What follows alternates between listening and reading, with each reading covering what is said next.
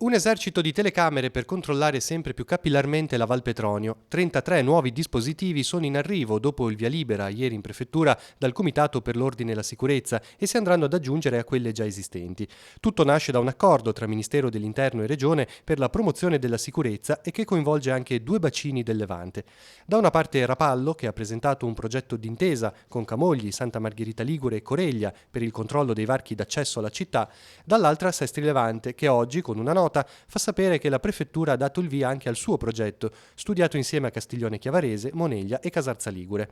Le telecamere saranno installate nei punti ritenuti più sensibili della valle e saranno un deterrente a comportamenti criminosi e vandalici.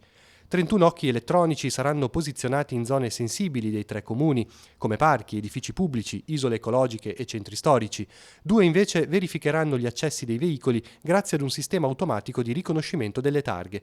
Come a Rapallo, il coordinamento sarà in mano alla Polizia Municipale e a disposizione di tutte le forze dell'ordine. Attualmente, ricorda la Giunta Ghio, il comune di Sestri Levante dispone di un sistema di videosorveglianza costituito da 322 videocamere di contesto, distribuite tra il centro e le frazioni, e 17 dispositivi di controllo targhe.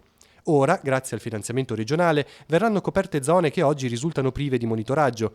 Ad esempio, il progetto prevede che in prossimità del confine con Moneglia, nella parte di Levante di Riva Trigoso, saranno accese 18 telecamere per il controllo di un'ampia area che comprende il parco pubblico, via Colombo, via della Libertà e piazza Brigate Partigiane.